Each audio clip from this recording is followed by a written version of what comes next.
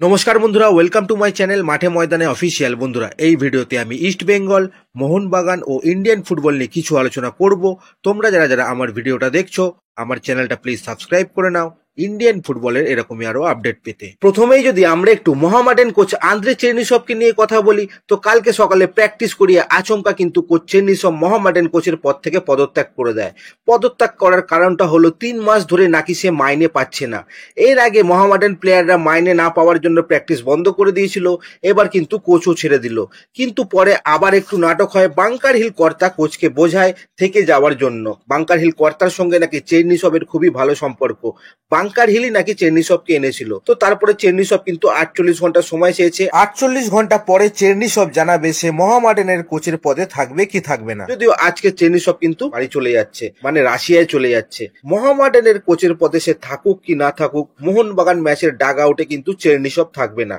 যাই হোক, এরপর যদি আমরা একটু ইস্ট বেঙ্গলকে নিয়ে কথা বলি, তো কালকেই আমরা প্রথম হিজাজির রিপোর্ট সম্পর্কে কিন্তু জানিয়েছিলাম যে তার রিপোর্ট কিন্তু ভালো না। তো সেই রকমই কিন্তু পরবর্তীকালে ডাক্তারদের রিপোর্টে প্রকাশ পায় যে হিজাজির হয়তো ACL 3 হয়েছে। তো এর ফলে এই সিজন কেন, পরবর্তী সিজনেও হয়তো অনিশ্চিত হয়ে গেল হিজাজি। জর্ডন এলসেকে আমরা দেখেছি 2 বছর হয়ে গেলেও এখনো কিন্তু ঠিকঠাক ভাবে মাঠে ফিরতে পারছে না জর্ডন এলসে। তো পুরো সিজনের জন্য কিন্তু বাইরে হয়ে যাবে হিজাজি, এটা কিন্তু ফর শিওর। পরবর্তীকালে কোচ অস্কার ব্রুজো সাংবাদিকদের জানায় হিজাজি আর ক্লেটনকে অবজার্ভ করা হচ্ছে, তারা কতদিন মাঠের বাইরে থাকবে। তো কোচ তাদের চোট নিয়ে কিন্তু ক্লিয়ারলি কিছু বলবে না, এটা জানাই ছিল। কিন্তু ক্লেটন আর হিজাজিকে আর এই সিজনে কিন্তু দেখা যাবে না, এটা কিন্তু পরিষ্কার। এবার ইস্ট বেঙ্গল প্র্যাকটিসে কিন্তু অনেক কিছু হচ্ছে।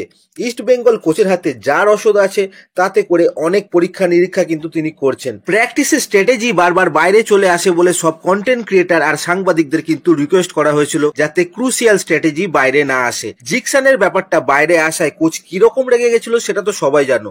তো সিচুয়েশন প্র্যাকটিস বা স্ট্র্যাটেজি নিয়ে কিছু বলছি না, তবে এটুকু বলে রাখি নন্দা কুমার হয়তো আবার রাইট ব্যাক পজিশনটায় কিন্তু ফিরতে চলেছে।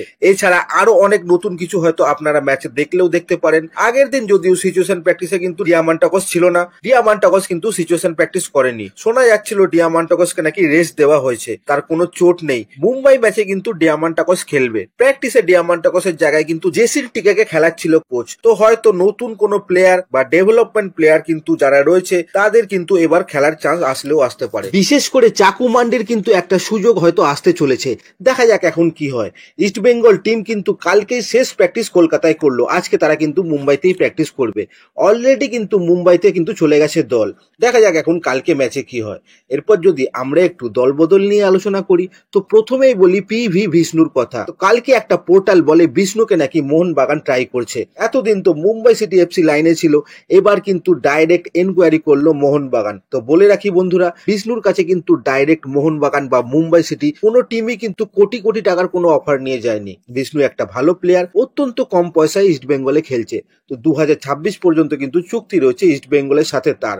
অন্যান্য দল যারা এনকোয়ারি করছে সেরকমই কিন্তু মোহনবাগান আর মুম্বাই সিটিও কিন্তু শুধুমাত্র এনকোয়ারি করেছে তার এজেন্টের কাছে, ডাইরেক্ট বিশাল কোনো বড় অফার কিন্তু বিষ্ণুর কাছে যায়নি। এবার ইস্ট বেঙ্গল সূত্রে যেটা জানা যাচ্ছে, বিষ্ণুকে ইস্ট বেঙ্গল অলরেডি নাকি একটা ভালো অফার করে রেখেছে এর আগেই।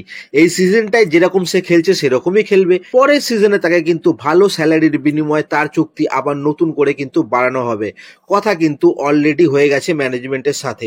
তো চিন্তার কোনো কারণই নেই, এখন আগামী অনেক দিনই কিন্তু বিষ্ণু ইস্ট বেঙ্গলে খেলবে। যাই হোক, এরপরে একটা প্লেয়ারের কথা বলি, সংগ্রামজিৎ রায়চৌধুরী, 26 বছর বয়সী গোলকিপার, যে ইস্ট বেঙ্গল রিজার্ভ টিমে কিন্তু খেলছিল। ইস্ট বেঙ্গল ছেড়ে দিল সংগ্রামজিৎ এবং আই লিগের ক্লাব ডেম্পোতে চলে গেল সে। তো গুড লাক সংগ্রামজিৎ। এছাড়া কেরালা ব্লাস্টার্স নাকি 24 ঘন্টার মধ্যে নতুন কোনো বিদেশি আনতে চলেছে, ইন্ডিয়ান প্লেয়ারও আসতে পারে। তো এই ট্রান্সফার উইন্ডো তো কেরালাই বাঁচিয়ে রাখলো। যাই হোক, এবার যদি ইস্ট বেঙ্গলের বিদেশি আনা নিয়ে একটু কথা বলি, তো ম্যানেজমেন্ট কিন্তু নতুন বিদেশি আনার ক্ষেত্রে কিন্তু গ্রিন সিগন্যাল দিয়ে দিয়েছে। 2 জন বিদেশি আসতে চলেছে ইস্ট বেঙ্গলে। কালকে সাংবাদিক সম্মেলনে কোচ বলে এই সপ্তাহটা নাকি হিজাজি আর ক্লেটনকে দেখেই সিদ্ধান্ত নেবে ম্যানেজমেন্ট নতুন বিদেশি নেবে কি নেবে না। তো বলে রাখি বন্ধুরা, সেসব কিছুই নয়, তারা কিন্তু অলরেডি জেনে গেছে হিজাজি আর ক্লেটন কিন্তু এই সিজনে খেলতে পারবে না। 1 সপ্তাহ সময় চাওয়া হলো যাতে প্লেয়ার গুলোকে আনার ক্ষেত্রে হাতে একটু বেশি সময় থাকে। তো এই 1 সপ্তাহের মধ্যেই কিন্তু প্লেয়ার আনার ক্ষেত্রে তোড়জোড় শুরু করে দেবে ইস্ট বেঙ্গল। কালকে যেমন মার্কাস মার্গুলো জানিয়ে দিয়েছে ইস্ট বেঙ্গল কোনো ভারতীয় সাইন করাবে না, তবে কিন্তু বিদেশি সাইনিং করাবে ইস্ট বেঙ্গল। বিদেশি সাইনিং কিন্তু হতে চলেছে ইস্ট বেঙ্গলে, যেটা কিন্তু আমরা এতদিন ধরে বলে চলেছি। দেখা যাক এখন কি হয়।